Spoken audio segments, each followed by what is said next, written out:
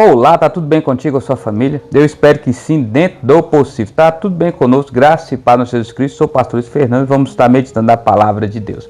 Mas antes, deixa o like, faça seu comentário e divulgue o conteúdo do nosso canal. Dito isso, vamos partir para o nosso tema de hoje, que é rejeição. Nenhum de nós queremos estar sendo marcado por esse tipo de estigma ou viver essa realidade na prática. Porque todos nós queremos ser aceitos, queremos fazer parte de um grupo, queremos ser contados na equipe. Você já percebeu isso? Queremos fazer parte do time de futebol ou de xadrez, estar entre os melhores na classe e entre outros exemplos que você pode ter, faz parte do seu ciclo de convivência. Há pessoas que fazem até parte do time de pessoas que fazem coisas erradas e acabam aí prejudicando a si e outras pessoas também. Nenhum de nós nasceu para ser uma ilha. E para que você possa entender melhor o que eu estou te dizendo, quero compartilhar um texto que o apóstolo Paulo nos deixou na sua primeira carta escrita aos Tessalonicenses, capítulo 2, versículo 4.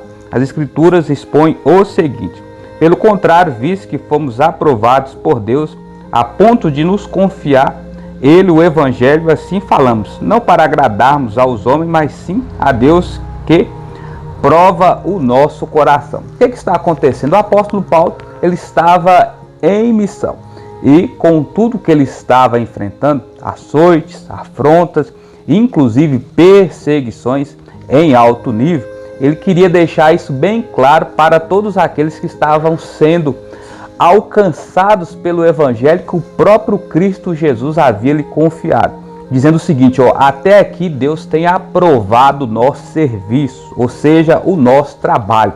Temos feito tudo aquilo que o Senhor tem nos pedido. Então é por isso que, com consciência de causa, eu quero dizer para vocês, esse Evangelho é aquele que Jesus nos confiou, então vale a pena praticar tudo aquilo que nós temos informado.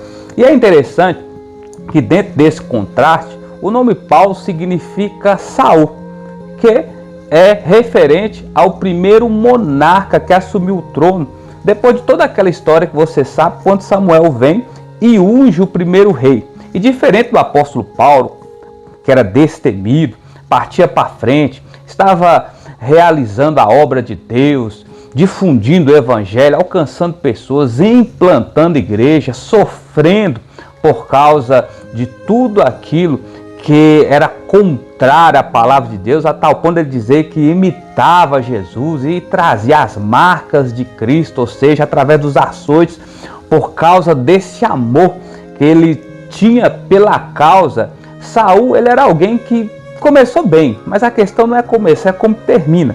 Mas diante da pressão e diante da aceitação e da sua vulnerabilidade, ou seja, insegurança diante de Deus, ele era alguém que foi desaprovado pelo Senhor e demonstrava também muita covardia diante daquilo que Deus o pedia. E tanto que o seu reino foi passado. E o próprio Samuel disse: o que você faz é desaprovar diante de Deus, porque você está assumindo coisas que não é do seu feitio. Você está fazendo coisas que você não deveria fazer. Ou seja, você está desobedecendo.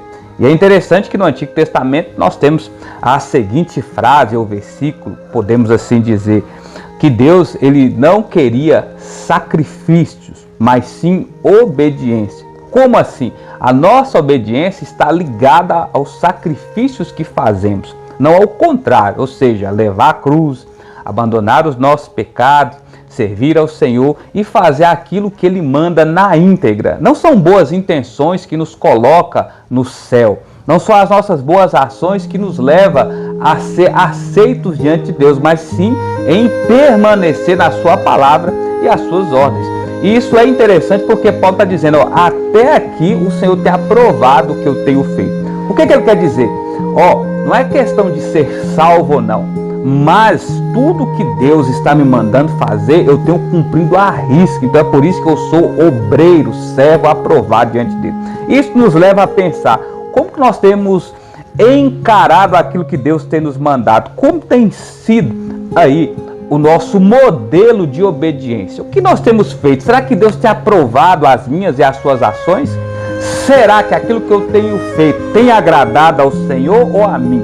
Porque esse foi o divisor de águas entre Paulo e Saul no Antigo Testamento. Saul procurava agradar a si e as pessoas, colocando Deus em terceiro lugar, demonstrando uma insegurança terrível, diferente do apóstolo Paulo, que estava o tempo todo querendo agradar a Deus e dando a vida em prol disso. Ele não estava querendo saber se ele morria ou se vivia. O mais interessante para ele era agradar a Deus acima de qualquer circunstância.